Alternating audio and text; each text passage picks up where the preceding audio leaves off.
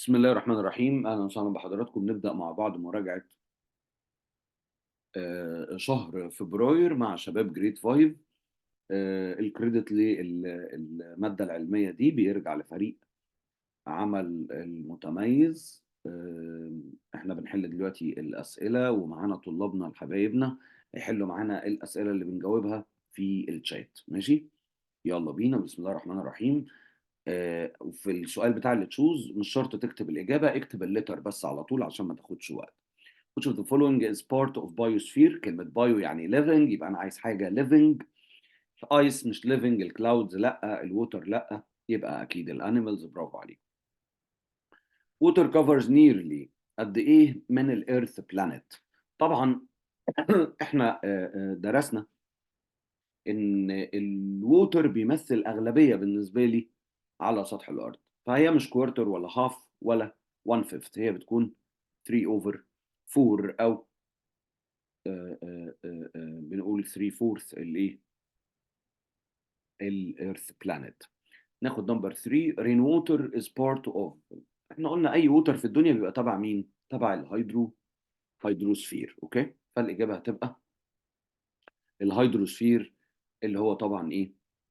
اللي هو الاختيار بي. كويس جدا. طيب، سؤال نمبر 4. Failing of small tree due to blowing of strong wind is an example of an A. يلا ساعدوني كده على ما نوقف الايه. يلا بينا، يلا يا شباب. الشباب بيقولوا دي. تعال نشوف كده الاختيار دي هيبقى مظبوط ولا ايه. طيب، failing of a small tree due to blowing of strong wind. الويند دي تبع الاتموسفير، والتريز تبع البايوسفير، يبقى انا عايز حاجه فيها بايوسفير اند اتموسفير. هو الاختيار دي مظبوط، برافو عليكم. طيب، mountains and valleys are parts of ايه يا ترى؟ يلا بينا. mountains والفاليز حاجه لها علاقه بالجيوسفير. ممتازين، برافو برافو يا شباب. يلا بينا.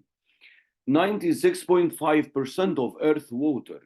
خلي بالك، عندنا هنا الووتر ده هيبقى ليه اكتر من شكل. ممكن يبقى فيه سولت ووتر وممكن يبقى فيه فريش ووتر. النسبه الاكبر منه دايما بتبقى سولت ووتر. برافو يا فاطمه، برافو سيف، وبرافو ريتال. ممتازين. واياد برافو عليكم، ممتازين. نمبر 7. Formation of lakes is an example of an interaction between. طيب، formation of lakes ده عباره عن ايه؟ احنا عايزين رين او عايزين ووتر، عايزين مكان من اللاند، صح كده؟ الووتر تبع الهيدروسفير واللاند دي تبع الجيوسفير، يبقى ايه؟ ايوه، هيدروسفير اند جيوسفير. برافو كل الناس اللي جاوبت لتر سي.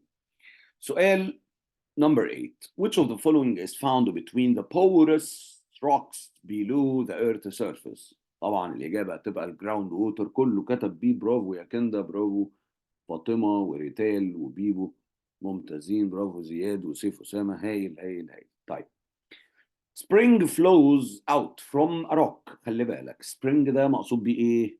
مقصود بيه ينابيع المياه. خلي بالك، ميه يعني ووتر. حلو الكلام. وروك يبقى جيوسفير، يبقى خلي بالك ميه هيدروسفير والروك جيوسفير. يبقى الاختيار ايه طبعا هيبقى الهيدروسفير اند جيوسفير. Water evaporation and its condensing on plant show an interaction between. خلي بالك خلي بالك، بيقول evaporation and condensing on planet Earth. خدت بالك؟ حلو الكلام. الووتر ايفابوريشن، والووتر تبع ايه يا مستر؟ تبع الهيدروسفير. طيب، الايفابوريشن والكوندنسنج ده بيحصل فين؟ بيحصل في الاير، صح كده؟ يبقى الاتموسفير مع الهيدروسفير الليتر ايه. برافو احمد ايهاب واياد وكل الناس اللي كتبت لتر ايه. برافو عليكم، برافو يا ريتيل، برافو كل الشباب. يلا بينا. 11. rivers and streams contain. نقول ايه؟ rivers يا جماعه. ريفر نايل يبقى فريش ووتر. while ponds contain. فيها ايه؟ البوندز بنقول عليها ايه؟ بقول عليها still ووتر، والمفروض ان البونز دي بيبقى فيها ايه؟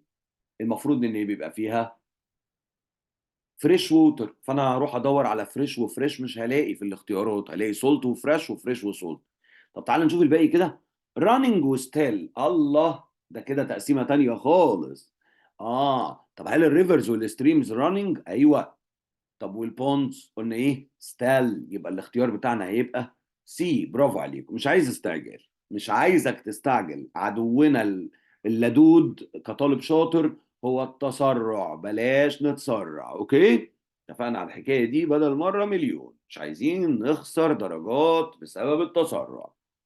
طيب 12 among animals that can be found in ponds are، ممكن نلاقي مين في البونز يا جماعه؟ lions مع السلامندرز، ولا الدوجز مع الفروجز، ولا فروجز مع سلامندرز؟ ايوه بقى، هي الفروجز مع سلامندرز دي. نقرا برضو اخر اختيار، فوكسز وبيرز. لا، يبقى هي الفروجز اند سلامندرز. الاختيار سي طبعا، برافو عليكم. are part of geosphere، يلا بينا. هايل هايل هايل هايل. نقول روكس طبعا هي الايه؟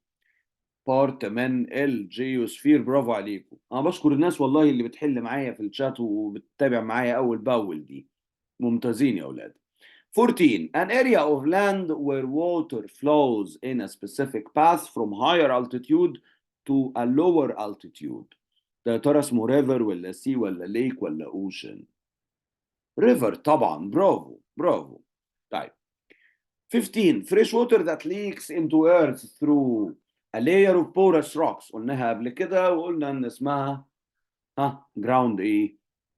جراوند ووتر. تمام، جراوند ووتر. برافو زياد وليد.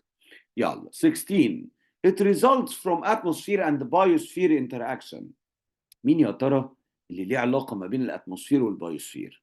availability of oxygen، ولا soil fertility، ولا increased pollution، ولا فوتوسينثيسيس؟ ايوه هو الفوتوسينثيسيس. اشمعنى فوتوسينثيسيس؟ ركز يا ضياء يلا. ليه فوتوسينثيسيس؟ لان في الحقيقه كلمه availability of oxygen يعني كلام عام، انما لما اقول فوتوسينثيسيس يبقى عندي البلانتس عملت فوتوسينثيسيس، وبعد ما عملت الفوتوسينثيسيس دي ها طبعا البلانتس بارت من الهيدرو، بارت من البايوسفير، ولما انا انتجت الفوتوسينثيسيس ده طلع منها ايه؟ طلع منها اكسجين جاز، بقى بارت من الاتموسفير. يبقى هي بتاخد من الاتموسفير كربون دايوكسيد وبعدين ترجع له تاني اكسجين، وبالتالي كده البلانتس او البايوسفير بيعمل انتر اكشن مع الاتموسفير. ويلا بينا نحل 17 an example of salt water ecosystem. اوعى تنسى الليك عسل، خدت بالك؟ مهمة جدا. طب النايل ريفر والجليشير والليك ناصر، كل دي حاجات فيها فريش ووتر، هو عايز حاجة فيها سولت ووتر. برافو. طيب ناخد سؤال 18 most of fresh water on earth is found in the form of الفريش ووتر يا جماعه اللي موجود اون ايرث موجود فين؟ الاغلبيه فين؟ انا عارف ان الجراوند ووتر كتير، بس اللي اكبر منه لما الراجل يسالني موست اوف فريش ووتر يبقى اقول له جليشير. برافو عليك.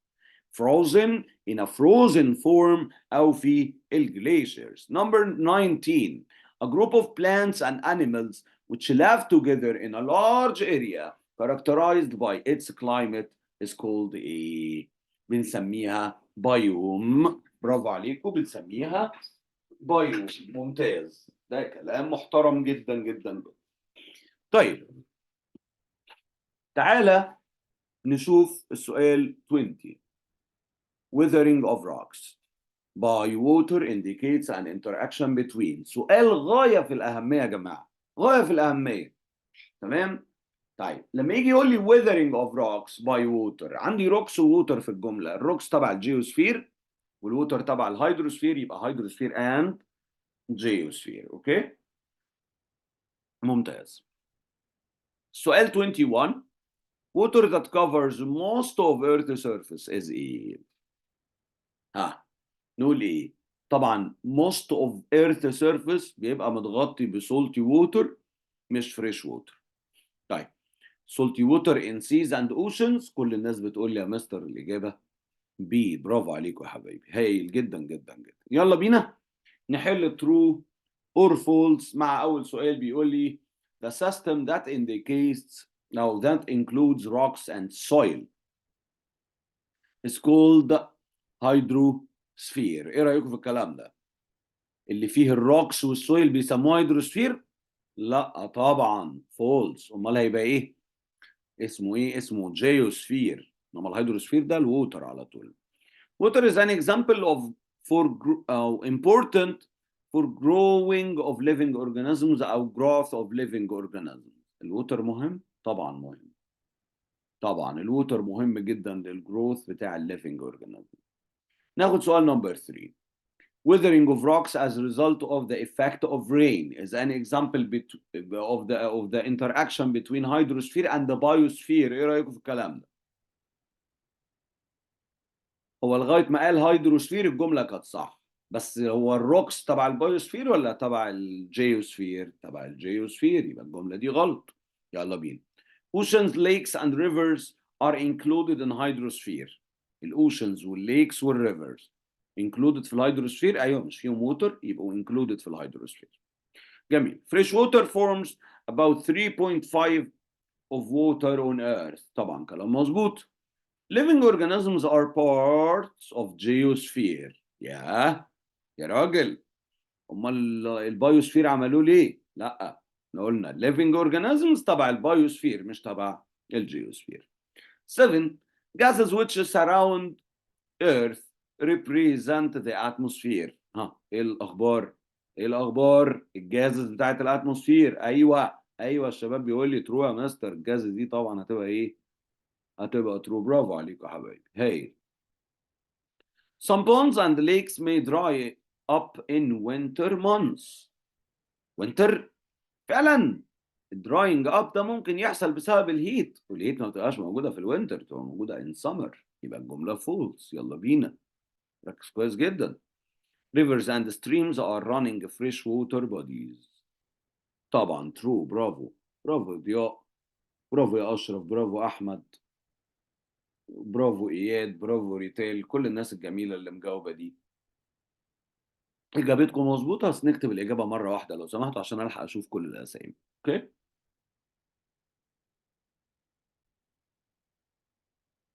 يلا بينا نبدا. اول حاجه earth system that includes all living organisms. بيبو على طول قال لي يبقى اسمه بايوسفير يا مستر. ممتاز. A rat that digs a burrow in the soil. ركز الله يخليك في الكلام ده عشان الموقف محتاج ان انت تبقى فاهمه. خلاص. rat digs a burrow in the soil. يبقى انا عندي فار وعندي السويل. الرات ده تبع مين؟ تبع البايوسفير. والسويل تبع مين؟ تبع الجيوسفير. هو بيسألني بيقول لي انتر اكشن بتوين مين اند جيوسفير. نقول له احنا بايوسفير. ما نكتبش بايو بس، خلاص اسمها بايوسفير ونكتبها كده في الامتحان. ما تكتبش بايو وجيو، ما تختصرش، اكتب الكلمة كاملة. يلا بينا. طيب نمبر 3. irrigation of plants is an example of interaction between two earth systems. الirrigation ده يا جماعة هنستخدم فيه ووتر، يبقى هيدروسفير، والبلانتس دي تبع البايوسفير، يبقى هيدروسفير اند بايوسفير. برافو. برافو يا ضياء، هايل يا حبيبي، برافو يا بيبي، كويس. ناخد سؤال نمبر 4. The amount of fresh water on earth is ايه؟ الاماونت بتاع الفريش ووتر اللي موجود on earth هنقول is قد ايه than the amount of salt water. يبقى هو بيقارن ما بين كمية الفريش ووتر والسولت ووتر. فريش ووتر طبعا اقل، يبقى less than the amount of salt water. طيب نمبر 5. kelp, starfish and mosses fish live in a which are considered the largest saltwater ecosystems on earth. طبعا ال largest saltwater ecosystems on earth هي الاوشنز. برافو زياد، برافو ضياء وبيبو وجنى وفاطمه. برافو برافو يا لوكا، هايل هايل جدا جدا جدا. اوكي، تعالى ناخد اسئله scientific term. واول حاجه a water body that is surrounded by land هو مين؟ هي الليكس طبعا. برافو. بس هو قال ووتر بادي يبقى انا هقول ليك. خلاص يبقى هقول ليك بس مش هقول ليكس. ماشي. Number 2. The system that includes humans, animals, and plants of Earth. طبعا هنا جايب لي كل حاجة living اهو. اقول له ايه؟ اقول له biosphere طبعا. A large area of world that has similar soil, climate, plants, and animals. Large area of the world that has similar soil, climate, plants and animals. ده كان تعريف البيوم. برافو عليك يا أشرف، هايل يا زياد، برافو ضياء، كل الناس اللي كتبت، برافو يا شهد، برافو يا جودي، هايل جدا جدا جدا، برافو إياد، هايل يا ولاد، برافو عليكم. طيب the area along the coast that disappears at the high tide and appears at the low tide اسمها intertidal zone. حلو كده. اسمها ايه؟ intertidal zones. برافو يا بيبو، برافو يا فاطمة. حلو كده. ايوه ده كلام محترم. intertidal zones. طبعا يا جماعة أسئلة الجيف ريزونز هو هنا جايب لي سؤالين بس انا عايز امسك بقى الكتاب بتاع السيلف اسسمنت واحفظ اسئله الجيف ريزونز باجاباتها، مش اللي موجوده هنا بس يا جماعه لو سمحتوا. السؤالين دول موجودين باجاباتهم. خلاص. بس انا عايز احفظ الاسئله اللي موجوده في الايه، الجزء بتاع الجزء بتاع السيلف اسسمنت، عشان خاطر يبقى فيه اسئله كتير ومتنوعه.